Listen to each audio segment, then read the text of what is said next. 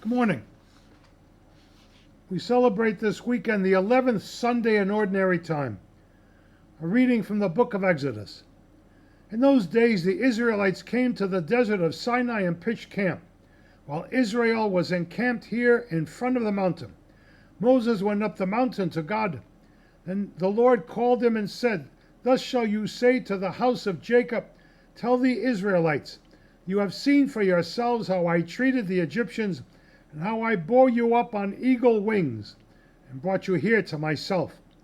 Therefore, if you hearken to my voice, and keep my covenant, you shall be my special possession, dearer to me than all other people, though all the earth is mine.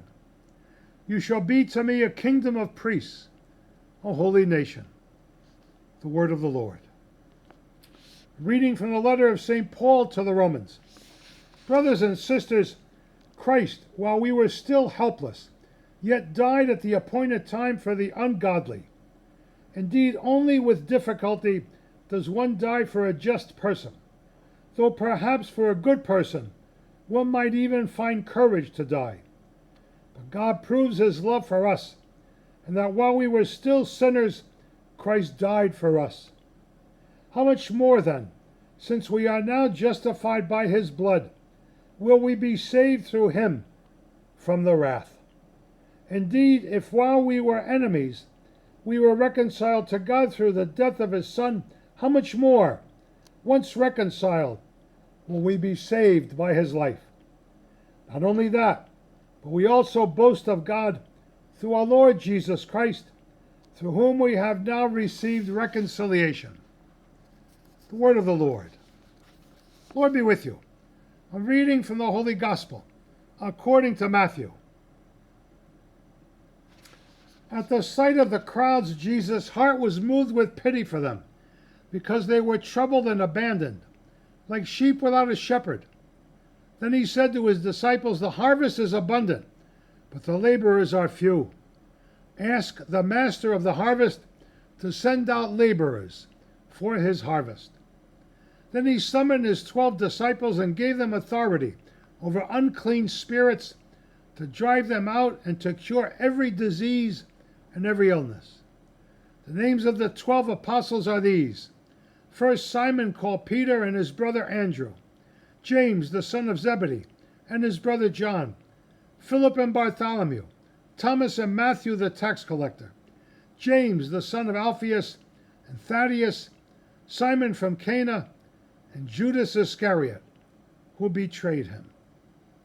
Jesus sent out these 12 after instructing them thus: "Do not go into pagan territory or enter a Samaritan town. Go rather to the lost sheep of the house of Israel. As you go, make this proclamation: the kingdom of heaven is at hand. Cure the sick, raise the dead, cleanse lepers, drive out demons. Without cost you have received, without cost you are to give." Gospel of the Lord. Today's readings speak about God's love, beginning with the book of Exodus, as God reminded Moses that he had chosen the Hebrew people as his own, and he chose them out of love. St. Paul builds on the love of God in the second reading, the letter to the Romans.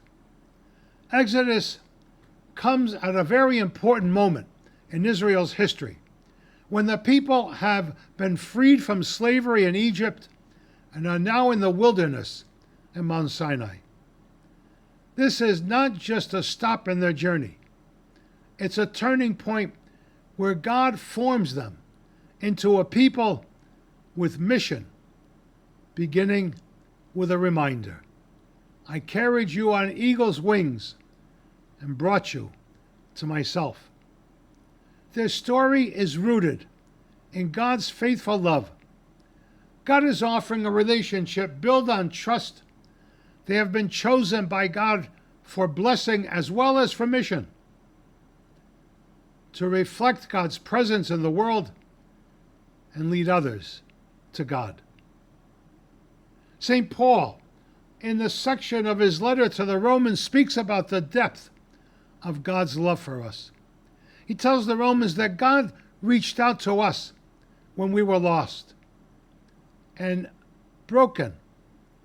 God's love is based on his mercy.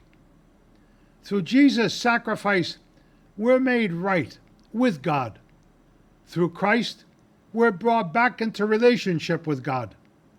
God does not wait for us to be perfect, but he meets us where we are in our weaknesses.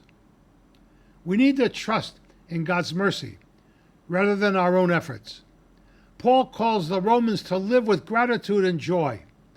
If we have been reconciled with God, we reflect that reconciliation with God by forgiving others, by showing love, by living with hope. Matthew's Gospel, Jesus looked at the crowds and sees beyond the surface to the people's struggles, their confusion, and their pain. True compassion begins when we place ourselves in the shoes of others. When we stop judging from a distance and start understanding from within, from inside. Jesus does not stand at a distance, but enters their experience and sees life from their side. When we begin to understand others from within their own struggles, our hearts move toward kindness and action. There are many people in need of guidance, healing, and hope. Jesus asks his disciples to pray. Prayer leads to mission. They and us are sent to restore life and dignity and hope. We're challenged, people, to place ourselves in others' shoes, to feel their struggles, their fears, their needs. We're called to act through listening and helping to forgive, by which we become instruments of God's love. God bless. Have a good week, everyone.